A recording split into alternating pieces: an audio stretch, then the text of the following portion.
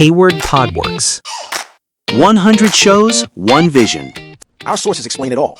For more information on upcoming shows or to suggest shows, email brianhayward2026@gmail.com. And now let's get into our show. Hayward Podworks is vision, deep dives into any topic.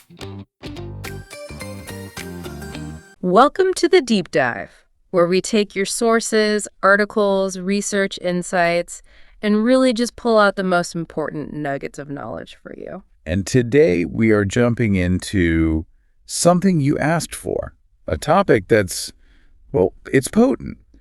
Boosting confidence by unleashing the power of belief. Okay, so let's unpack this.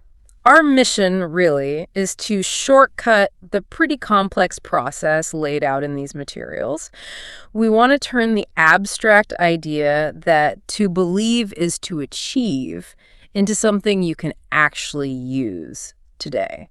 What's fascinating here, I think, is the core assertion that belief isn't just, a motivational add-on. Like a nice to have. Exactly.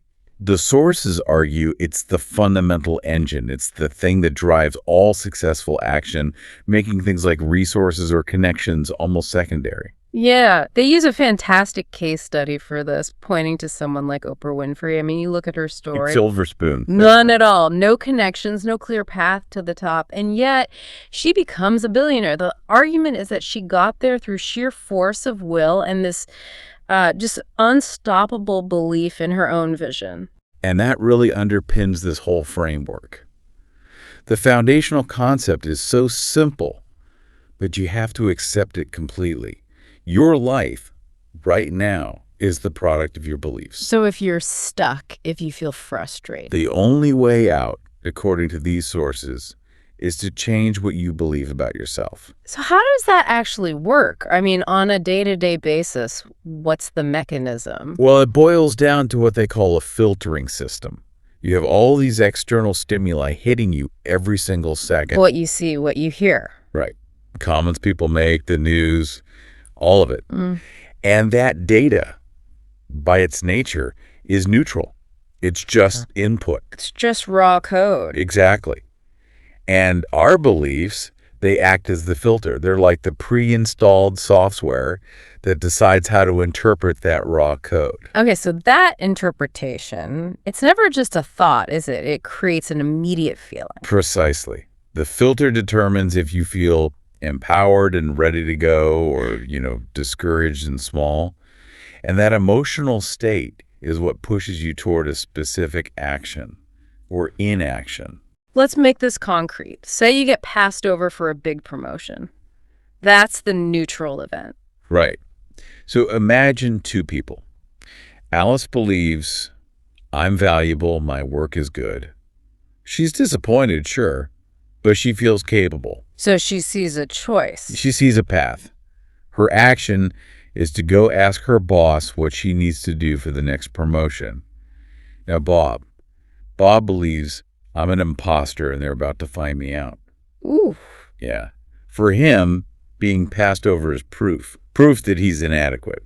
So his action's to withdraw, to do the bare minimum. And that perfectly illustrates the two feedback loops they talk about, the upward and the downward spiral. The downward spiral is just so insidious because it's self-confirming. Mm-hmm. Bob's inaction leads to worse performance, which gives him new data that confirms his original belief. See, I told you I was worthless. Exactly. And the spiral just accelerates. Whereas the upward spiral is the reverse. Alice's positive belief helps her see the situation as a choice. Her positive action leads to a good result, which makes her feel more confident, and on it goes. And this is where the sources get really harsh. They say the world doesn't care about your feelings or your intentions. It only cares about the actions you take. And if you're stuck, it's because you're choosing to believe in excuses. They call it the emotional and psychological crutch. It's safe. It's familiar, even if it's painful. It's just so much easier to believe I can't than to risk trying and maybe failing again. That comfort is deadly. So if we're leaning on these crutches, how do we find a leverage point? How do we get out of that? Well, that brings us to the next part, which is about finding the good stuff you already believe. It can be really hard to see those empowering beliefs when you're just drowning in self-criticism. The sources say to start with perspective. A serious shift in perspective. I mean, if you're listening to this, you likely have access to things that put you way ahead of millions of people living on less than $2 a day. I sometimes worry that sounds a bit like, forced gratitude. Is it about feeling grateful, or is it more of a psychological tool? That's a great question. And it's the latter. It's not a moral judgment. It's a mechanism. Yeah. If your filter is constantly set to lack, you'll never see opportunity. It's about resetting the baseline of your emotional filter from scarcity to capability. Okay, so once that baseline is adjusted, how do we actually find these powerful beliefs we already hold? Two main ways. First is just simple awareness. But the second, and I think more reliable method, is what they call tracing back. Tracing back. Yeah. Find one area of your life, even a small one, that you're happy with, and trace it back to the belief that made it possible. So if I managed a really tough project meeting last month, what belief does that point to? It suggests you believe you're resilient, that you can handle high-stress conflict, even if you feel nervous. The core belief is powerful. I am capable of showing up even when I'm afraid. Okay, so once we find these gems, what do? We can't just know they exist. Absolutely not. You have to highlight them, pick them apart, and then, and this is the crucial step, you actively emphasize them using affirmations. So with that belief, I am capable of dealing with high-stress conflict. How do I emphasize that? You verbalize it consistently. As you're walking into a tough situation, you don't just think it, you say it, even quietly to yourself. I handle complexity well, or I know what I'm doing here. It makes it a top-of-mind filter. It makes it your active filter, yes. You're tuning yourself into its power before the challenge even begins. This is great for the positive side, but what about the pollutants? The limiting beliefs that are actively dragging us down? Exactly. This is where the real work begins. Because these beliefs, they often feel like reality. You can't just will them away. You need a forensic, methodical process to undermine them. And the sources give us a very clear two-part system for this. First, the 4 steps to understand the negative belief. Step 1, be clear. You have to nail it down. A vague feeling of inadequacy is impossible to fight. You need to define it. I am too stupid to understand new financial concepts. That clarity gives you a target. And step 2 is understanding the triggers. Yes. What specific event or word causes that belief to just flash in your mind? You have to learn to freeze that trigger moment. So when a coworker points out a typo and you immediately think, I'm not good enough, that's the trigger. That's it. You have to see the chain reaction. The typo is neutral. The trigger is what causes the negative belief to fire before you can even think. Step 3, understand the effect. See the connection between the trigger and the result, which is usually avoidance or just poor performance. This is critical. It turns the belief from an undeniable truth into a predictable psychological process. You can start to see the pattern. And finally, step 4, get a sense of urgency. Right. You have to shift from just intellectually knowing you have a problem to feeling an emotional need to conquer it. You have to connect with what this belief has cost you, that frustration, that anger. That's your fuel. Okay, so once we understand it, we move on to dismantling it. The 5-step process to conquer negative beliefs. This is where we become psychological investigators. This is where you attack the memory it's built on. Step 1, trace it to a specific memory. Where was that conclusion formed? You have to find patient 0. And then step 2 is to question that memory. Are the facts incomplete? Right. Let's use that classic example. Your father, stressed out, called you an idiot once when you were a kid, Mm. Did you jump to the conclusion that he thinks you were fundamentally stupid? But what if he did? Well, maybe. But maybe he was just having a terrible day. Maybe he was talking about the action, not you as a person. The goal is to find an alternative truth you can choose to believe now, one that diffuses the memory's power. Okay. Step 3. Did you exaggerate? So if the facts are complete, the bad thing really did happen. Did you blow it out of proportion? Exactly. You made one bad investment, and now you believe you're a financial failure for life.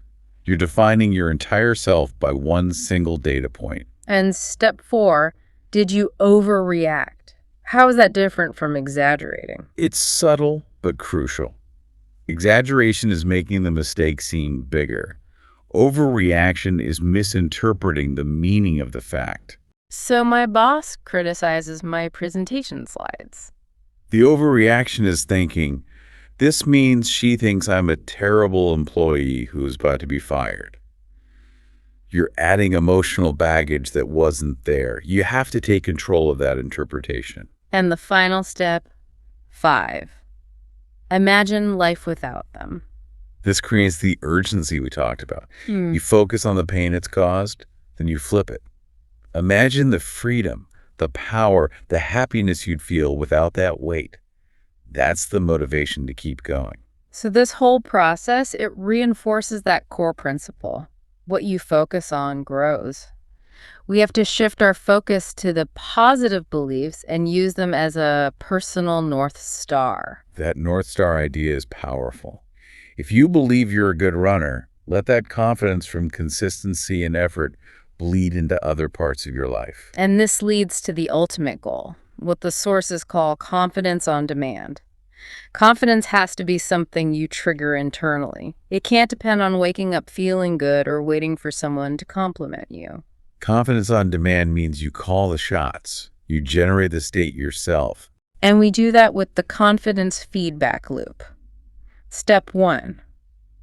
Recall a past great performance. Step 2. Trace it back to the positive belief you had at that moment and remember how confident you felt. Step 3. Draw that feeling into the present. You tell yourself, if I could do that then, I can absolutely handle this now. And step 4, you apply that heightened confidence to what you're doing right now. And when you get a positive result, it validates the whole process. It creates this powerful mental link. You start to retrain your brain to understand that confidence is a resource you possess, not something you wait to receive. You become your own source. So once we have this internal control, what does this mean for our careers, for leadership? Hard work can only take you so far. That's right. People get promoted based on leadership, on their ability to inspire others. And that means your sense of possibility has to project outwards. It has to. When you are internally powered, you become a source of energy. You're no longer just part of the reactive crowd. You become the fixed point. Exactly. When you stay a rock of confidence, even when others are panicking, people are drawn to that. Because most people, deep down, feel shaky. They look for that firmness. And that creates this self-sustaining dynamic. They rally around you, you become a source of optimism, their confidence grows. Which in turn bolsters yours. That's how you become an organic leader. That's how you get real influence. The obstacles stop being external facts and become merely the limitations you choose to believe in. So to wrap up this deep dive, we've covered the entire framework. Identify your positives, highlight them, reform the negative ones, focus on your North Star, scale up to confidence on demand, and finally, infect others with that positivity. This really isn't designed as a temporary fix. It's a blueprint for a new lifestyle. And that leads us to the final provocative thought that all of these sources stress. The vast majority of people who start something never complete it. The biggest enemy of action is the comfort of saying tomorrow. But tomorrow, the sun will rise, you'll have other things to do, and that negative belief will creep back in. So if you are truly ready to live your best life, you have to take action on these truths right now, because that transformational tomorrow you're dreaming of, it will never just arrive. You have to start building it today. Hayward Podworks. 100 shows, one vision. All right, this is Hayward Podworks, and that's today's episode. If this helped you, do me a favor, hit follow, leave a quick rating, and share it with one person who'd get value. Want the extras, links, and new drops? Check the show notes. Until next time, stay sharp, stay consistent, and keep building. Hayward Podworks. We'll talk soon.